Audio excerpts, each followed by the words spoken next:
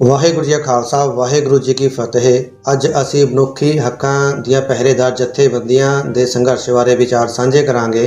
PUCL ਅਤੇ PUDR ਵਰਗੀਆਂ ਮਨੁੱਖੀ ਹੱਕਾਂ ਦੀਆਂ ਪਹਿਰੇਦਾਰ ਜਥੇਬੰਦੀਆਂ ਨੇ ਦਿੱਲੀ ਵਿੱਚ ਭੜਕੀ ਹੋਈ ਅਸਲ ਵਿੱਚ ਭੜਕਾਈ ਗਈ ਅੱਗ ਦੇ ਦੌਰਾਨ ਹੀ ਦਲੇਰੀ ਤੇ ਨਿਸ਼ਠਾ ਦਾ ਪ੍ਰਗਟਾਵਾ ਕਰਦਿਆਂ ਹੋਇਆ ਸਿਤਮੋ ਜ਼ੁਲਮ ਬਾਰੇ ਛਾਣਬੀਣ ਦਾ ਕੰਮ ਅਤੇ ਪੀੜਤਾਂ ਨੂੰ ਰਾਹਤ ਦੇਣ ਦਾ ਪਰਉਪਕਾਰੀ ਕਾਰਜ ਆਰੰਭ ਦਿੱਤਾ ਸੀ।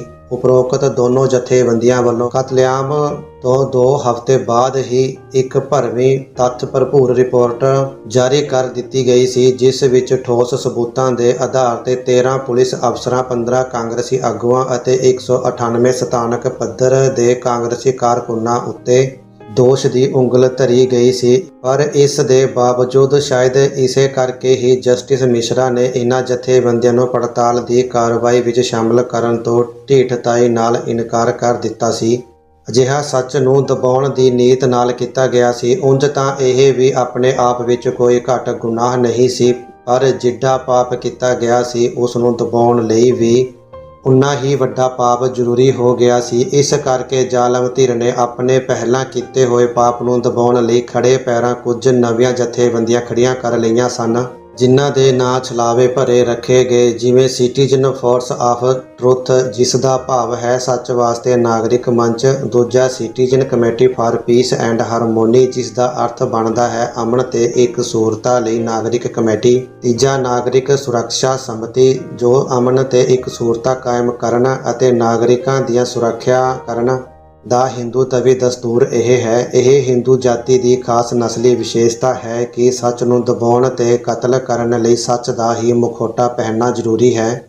ਹਿੰਦੂ ਮਿਥਿਹਾਸ ਤੇ ਇਤਿਹਾਸ ਅਜਿਹੀਆਂ ਛਲਾਵੇ ਭਰੀਆਂ ਖੇਡਾਂ ਨਾਲ ਭਰਿਆ ਪਿਆ ਹੈ। ਇਹ ਜਥੇਬੰਦੀਆਂ ਨਿਰੋਲ ਮਿਸ਼ਰਾ ਕਮਿਸ਼ਨ ਦੁਆਰਾ ਕੀਤੀ ਜਾ ਰਹੀ ਪੜਤਾਲ ਦੀ ਕਾਰਵਾਈ ਦੇ ਅਮਲ ਨੂੰ ਸਾਬੋਤਾਜ ਕਰਨ ਲਈ ਖੜੀਆਂ ਕੀਤੀਆਂ ਗਈਆਂ ਸਨ, ਜੋ ਨਿਰੋਲ ਕਾਗਜ਼ੀ ਸਨ ਅਤੇ ਜਿਨ੍ਹਾਂ ਦੀ ਹਕੀਕਤ ਵਿੱਚ ਕੋਈ ਹੋਂਦ ਨਹੀਂ ਸੀ। ਨਾ ਇਹਨਾਂ ਦਾ ਇਸ ਤੋਂ ਪਹਿਲਾਂ ਕਿਸੇ ਨੇ ਜ਼ਿਕਰ ਸੁਣਿਆ ਸੀ ਅਤੇ ਨਾ ਉਸ ਤੋਂ ਬਾਅਦ ਇਹਨਾਂ ਦੀ ਹੋਂਦ ਦੀ ਕੋਈ ਨਿਸ਼ਾਨੀ ਨਜ਼ਰ ਆਈ। ਇਹਨਾਂ ਕਮੇਟੀਆਂ ਨੇ ਜੋ ਨੇਕ ਕੰਮ ਕੀਤਾ ਉਹ ਇਹ ਸੀ ਕਿ ਭੇਦ ਦੇ ਸੰਘਣੇ ਪਰਦਿਆਂ ਪਿੱਛੇ ਚੱਲ ਰਹੀ ਪੜਤਾਲ ਦੀ ਕਾਰਵਾਈ ਦੌਰਾਨ ਦੋਸ਼ੀਆਂ ਖਿਲਾਫ ਭੁਗਤਣ ਵਾਲੇ ਮਹੱਤਵਪੂਰਨ ਗਵਾਹਾਂ ਦੀ ਪਛਾਣ ਅਤੇ ਗਵਾਹੀ ਦੀ ਤਾਰੀਖ ਦੀ ਸੂਚਨਾ ਦੋਸ਼ੀਆਂ ਤੱਕ ਪਹੁੰਚਾਉਂਦੀਆਂ ਰਹੀਆਂ ਸਨ, ਜਿਸ ਦੇ ਕਰਕੇ ਗਵਾਹਾਂ ਕੋਲ ਕਮਿਸ਼ਨ ਦੇ ਸੰਮਣ ਪਹੁੰਚਣ ਤੋਂ ਪਹਿਲਾਂ ਹੀ ਧਮਕੀਆਂ ਦੇ ਸੁਨੇਹੇ ਪਹੁੰਚ ਜਾਂਦੇ ਸਨ। ਇਸ ਦੇ ਬਾਵਜੂਦ ਵੀ ਜੇ ਕੋਈ ਗਵਾਹ ਨਿਡਰਤਾ ਵਿਖਾਉਂਦਾ ਹੋਇਆ ਗਵਾਹੀ ਦੇਣ ਪਹੁੰਚ ਜਾਂਦਾ ਸੀ ਤਾਂ ਇਹਨਾਂ ਜਥੇਬੰਦੀਆਂ ਵਿੱਚੋਂ ਮਗਰਲੀ ਜਥੇਬੰਦੀ, ਜੋ ਨਿਰੋਲ ਆਰੀਆ ਸਮਾਜੀ ਤੱਤਾਂ ਦੀ ਬਣੀ ਹੋਈ ਸੀ, ਦੇ ਵਕੀਲ ਉਹਨਾਂ ਨੂੰ ਬੇਦਿਲ ਕਰਨ ਲਈ ਜ਼ਹਿਰਾ ਦੇ ਬਹਾਨੇ ਬਹੁਤ ਹੀ ਘਟੀਆ ਦਰਜੇ ਦੇ ਤੇ ਦਿਲ ਦੁਖਵੇਂ ਸਵਾਲਾਂ ਨਾਲ ਜਿਚ ਕਰਕੇ ਕਈ ਮਸਲਿਆਂ ਵਿੱਚ ਤਾਂ ਉਹਨਾਂ ਨੂੰ ਦੁਖੀ ਕਰਕੇ ਰੁਆ ਦੇਣ ਤੱਕ ਦੀ ਕਮੀਨਗੀ ਤੋਂ ਵੀ ਬਾਜ਼ ਨਹੀਂ ਸਨ ਆਉਂਦੇ। ਇਨ੍ਹਾਂ ਬੇਜ਼ਮੀਰੇ ਵਕੀਲਾਂ ਦਾ ਸਰਗਨਾ ਲਾਲਾ ਰਾਮ ਗੁਪਤਾ ਖਾਸ ਤੌਰ ਤੇ ਸਭ ਤੋਂ ਵੱਧ ਬਦਨਾਮ ਸੀ। ਜਸਟਿਸ ਮਿਸ਼ਰਾ ਨੇ ਜਿੱਥੇ ਝੂਠ ਅਤੇ ਪਾਪ ਦੀ ਧਿਰ ਲਈ ਅਜਿਹੀਆਂ ਬਦਤਮੀਜ਼ੀਆਂ ਕਰਨ ਦੀਆਂ ਖੁੱਲ੍ਹਾਂ ਦੇ ਰੱਖੀਆਂ ਸਨ, ਉੱਥੇ ਸੱਚ ਤੇ ਇਨਸਾਫ ਦੀ ਧਿਰ ਨੂੰ ਕੋਈ ਵੀ ਸਾਰਥਿਕ ਰੋਲ ਨਿਭਾਉਣ ਦੀ ਆਗਿਆ ਦੇਣ ਤੋਂ ਇਨਕਾਰ ਕਰੀ ਰੱਖਿਆ। ਸਭ ਤੋਂ ਪਹਿਲਾਂ ਤਾਂ CJC ਇਨ੍ਹਾਂ ਹਲਫੀਆ ਬਿਆਨਾਂ ਨੂੰ ਪੜਤਾਲ ਲਈ ਅਤਿ ਜ਼ਰੂਰੀ ਸਮਝਦਾ ਸੀ। ਕਮਿਸ਼ਨ ਨੇ ਇਨ੍ਹਾਂ ਵਿੱਚੋਂ ਬਹੁਤਿਆਂ ਨੂੰ ਵਿਚਾਰਨ ਤੋਂ ਹੀ ਇਨਕਾਰ ਕਰ ਦਿੱਤਾ ਸੀ। ਉਸ ਤੋਂ ਬਾਅਦ CJC 8 ਚੁਣਵੇਂ ਤੇ ਚੋਟੀ ਦੇ ਸਰਕਾਰੀ ਅਹੁਦੇਦਾਰਾਂ ਅਤੇ ਸਿਵਲ ਤੇ ਡਿਫੈਂਸ ਅਧਿਕਾਰੀਆਂ ਨੂੰ, ਜਿਵੇਂ ਕਿ ਲੈਫਟੀਨੈਂਟ ਗਵਰਨਰ, ਹੋਮ ਸਕੱਤਰ, ਪੁਲਿਸ ਕਮਿਸ਼ਨਰ ਆਦਿ, ਜੋ ਅਮਨ ਤੇ ਕਾਨੂੰਨ ਦੀ ਰਾਖੀ ਕਰਨ ਲਈ ਜ਼ਿੰਮੇਵਾਰ ਬਣਦੇ ਸਨ ਅਤੇ ਜਿਸ ਕਰਕੇ ਜਿਨ੍ਹਾਂ ਦੀਆਂ ਗਵਾਹੀਆਂ ਬਹੁਤ ਹੀ ਭਾਰੀ ਅਹਿਮੀਅਤ ਰੱਖਦੀਆਂ ਸਨ, ਉਹਨਾਂ ਨਾਲ CJC ਦੇ ਵਕੀਲਾਂ ਨੇ ਜ਼ਹਿਰਾ ਕਰਨ ਦਾ ਮੌਕਾ ਦਿੱਤੇ ਜਾਣ ਦੀ ਅਪੀਲ ਕੀਤੀ ਸੀ, ਪਰ ਜਸਟਿਸ ਮਿਸ਼ਰਾ ਨੇ ਇਸ ਨੂੰ ਪੂਰੀ ਤਰ੍ਹਾਂ ਯੋਗ ਅਤੇ ਹੱਕੀ ਮੰਗ ਨੂੰ ਬਹੁਤ ਹੀ ਹਕਾਰਤ ਨਾਲ ਠੁਕਰਾ ਦਿੱਤਾ ਸੀ। ਤੀਜਾ ਕਮਿਸ਼ਨ ਦੀ ਪੜਤਾਲੀਆ ਏਜੰਸੀ ਨੇ ਕੁੱਲ 30 ਹਲਫੀਆ ਬਿਆਨਾਂ ਨੂੰ ਪੜਤਾਲ ਕਰਨ ਲਈ ਚੁਣਿਆ ਸੀ, ਪਰ ਉਸ ਨੇ ਲੋਹੜਾ ਇਹ ਮਾਰਿਆ ਸੀ ਕਿ HKL ਭਗਤ ਦੇ ਖਿਲਾਫ ਦਿੱਤੇ ਕਿਸੇ ਵੀ ਹਲਫੀਆ ਬਿਆਨ ਨੂੰ ਛਾਣਬੀਣ ਦੇ ਯੋਗ ਨਹੀਂ ਸਮਝਿਆ ਸੀ, ਜਦੋਂ ਕਿ ਕਤਲੇਆਮ ਦੌਰਾਨ ਸਭ ਨਾਲੋਂ ਭੈੜੀ ਅਤੇ ਵੱਧ ਟੁੱਕ HKL ਭਗਤ ਦੇ ਚੋਣ ਖੇਤਰ ਵਿੱਚ ਹੀ ਹੋਈ ਸੀ ਤੇ ਭਗਤ ਦੀ ਜੁਰਮ ਵਿੱਚ ਸ਼ਮੂਲੀਅਤ ਬਾਰੇ ਅਨੇਕਾਂ ਗਵਾਹਾਂ ਨੇ ਠੋਸ ਤੱਥ ਅਤੇ ਸਬੂਤ ਮੁਹੱਈਆ ਕੀਤੇ ਸਨ। ਚੌਥਾ, ਕੁਝ ਅਜਿਹੇ ਮਹੱਤਵਪੂਰਨ ਦਸਤਾਵੇਜ਼ ਜੋ CJC ਵੱਲੋਂ ਉਚੇਚੀ ਮੰਗ ਕਰਨ ਤੇ ਮੰਗਵਾਏ ਗਏ ਸਨ। ਕਮਿਸ਼ਨ ਨੇ ਉਹ CJC ਨੂੰ ਦਿਖਾਉਣ ਤੋਂ ਹੀ ਇਨਕਾਰ ਕਰ ਦਿੱਤਾ ਸੀ। ਪੰਜਵਾਂ ਕਮਿਸ਼ਨ ਨੇ CJC ਨੂੰ ਪੜਤਾਲੀਆ ਏਜੰਸੀਆਂ ਦੀਆਂ ਰਿਪੋਰਟਾਂ ਦੇਣ ਤੋਂ ਕੋਰਾ ਜਵਾਬ ਦੇ ਦਿੱਤਾ ਸੀ। ਇਸ ਦਾ ਭਾਵ ਸੀ ਕਿ CJC ਨੂੰ ਛਾਣਬੀਣ ਦੀ ਕੁਆਲਿਟੀ ਪਰਖਣ ਦਾ ਕੋਈ ਮੌਕਾ ਨਹੀਂ ਸੀ ਦਿੱਤਾ ਗਿਆ। ਕਮਿਸ਼ਨ ਨੇ ਗਵਾਹੀਆਂ ਦੇਣ ਵਾਲੇ ਮਜ਼ਲੂਮਾਂ ਨੂੰ ਅਸਰਦਾਰ ਸੁਰੱਖਿਆ ਮੁਹੱਈਆ ਕਰਨ ਦੀ CJC ਦੀ ਮੰਗ ਅਮਲੀ ਤੌਰ 'ਤੇ ਅਣਸੁਣੀ ਕਰ ਦਿੱਤੀ ਸੀ। ਜੇਕਰ ਕਮਿਸ਼ਨ ਨੇ CJC ਨੂੰ ਭਰੋਸੇ ਵਿੱਚ ਲਿਆ ਹੁੰਦਾ ਅਤੇ ਮਹੱਤਵਪੂਰਨ ਅਧਿਕਾਰੀਆਂ ਜਿਸ ਤਰ੍ਹਾਂ ਕਿ RS ਸੇਠੀ ਨਾਲ ਜਿਹਰਾ ਕਰਨ ਦੀ ਇਜਾਜ਼ਤ ਦਿੱਤੀ ਹੁੰਦੀ ਤਾਂ ਗੁਨਾਹ ਕਰਨ ਅਤੇ ਇਸ ਨੂੰ ਦਬਾਉਣ ਲਈ ਸਿਆਸੀ ਤਾਕਤ ਅਤੇ ਅਸਰ ਰਸੂਖ ਦੀ ਦੁਰਵਰਤੋਂ ਸੰਬੰਧੀ ਬਹੁਤ ਹੀ ਅਹਿਮ ਜਾਣਕਾਰੀ ਹਾਸਲ ਕੀਤੀ ਤੇ ਦਰਜ ਕੀਤੀ ਜਾ ਸਕਦੀ ਸੀ। ਜਸਟਿਸ ਮਿਸ਼ਰਾ ਦੇ ਇਸ ਰਵੱਈਏ ਨੇ CJC ਨੂੰ ਇੰਨਾ ਮਜਬੂਰ ਤੇ ਦੁਖੀ ਕਰ ਦਿੱਤਾ ਸੀ ਕਿ ਉਸ ਨੂੰ ਕਮਿਸ਼ਨ ਬਾਰੇ ਇਹ ਅਜਿਹੀ ਸਖਤ ਟਿੱਪਣੀ ਕਰਨ ਲਈ ਮਜਬੂਰ ਹੋਣਾ ਪੈ ਗਿਆ ਸੀ ਜੋ ਕਿ ਸੁਪਰੀਮ ਕੋਰਟ ਦੇ ਕਿਸੇ ਸਾਬਕਾ ਚੀਫ ਜਸਟਿਸ ਵੱਲੋਂ ਕਿਸੇ ਸੇਵਾ ਨਿਭਾ ਰਹੇ ਸੁਪਰੀਮ ਕੋਰਟ ਦੇ ਜੱਜ ਖਿਲਾਫ ਕੀਤੀ ਗਈ ਸ਼ਾਇਦ ਸਭ ਨਾਲੋਂ ਸਖਤ ਟਿੱਪਣੀ ਹੋਵੇਗੀ। ਪਰ ਕਿਉਂਕਿ ਜਸਟਿਸ ਮਿਸ਼ਰਾ ਨੇ ਇੱਕ ਨਹੀਂ ਕਈ ਕਾਰੇ ਅਜਿਹੇ ਕਰ ਮਾਰੇ ਸਨ ਜਿਹੜੇ ਕਿਸੇ ਅਦਾਲਤੀ ਕਮਿਸ਼ਨ ਨੇ ਇਤਿਹਾਸ ਵਿੱਚ ਪਹਿਲਾਂ ਕਦੇ ਨਹੀਂ ਸਨ ਕੀਤੇ। ਇਸ ਕਰਕੇ ਉਹ ਸੁਪਰੀਮ ਕੋਰਟ ਦੇ ਕਿਸੇ ਸਾਬਕਾ ਚੀਫ ਜਸਟਿਸ ਕੋਲੋਂ ਕਿਸੇ ਦੂਸਰੇ ਜੱਜ ਨੂੰ ਇਤਿਹਾਸ ਵਿੱਚ ਪਹਿਲੀ ਵਾਰ ਪਾਈ ਗਈ ਅਜਿਹੀ ਫਿਟਕਾਰ ਦਾ ਹੱਕਦਾਰ ਬਣਦਾ ਸੀ। CJC ਦੀ ਫਿਟਕਾਰ ਦੇ ਸ਼ਬਦ ਇਹ ਸਨ, ਕਮਿਸ਼ਨ ਦੁਆਰਾ ਧਾਰਨ ਕੀਤਾ ਗਿਆ ਗੈਰ ਤਰੀਕਾਕਾਰ ਉਹਨਾਂ ਲੋਕਾਂ ਦੇ ਮਨੋਰਥਾਂ ਦੀ ਪੱਖ ਪੂਰਤੀ ਕਰਦਾ ਹੈ ਜੋ ਦੋਸ਼ੀਆਂ ਨੂੰ ਓਟ ਮੁਹੱਈਆ ਕਰਨ ਅਤੇ ਸੱਚ ਨੂੰ ਦਬਾਉਣ ਵਿੱਚ ਰੁਚੀ ਰੱਖਦੇ ਹਨ। ਇਹ ਕਹਿ ਕੇ CJC ਨੇ ਬੇਹੱਦ ਦੁਖੀ ਮਨ ਨਾਲ ਆਪਣੇ ਆਪ ਨੂੰ ਕਮਿਸ਼ਨ ਦੀ ਕਾਰਵਾਈ ਨਾਲੋਂ ਵੱਖ ਕਰਨ ਦਾ ਫੈਸਲਾ ਕਰ ਲਿਆ ਸੀ।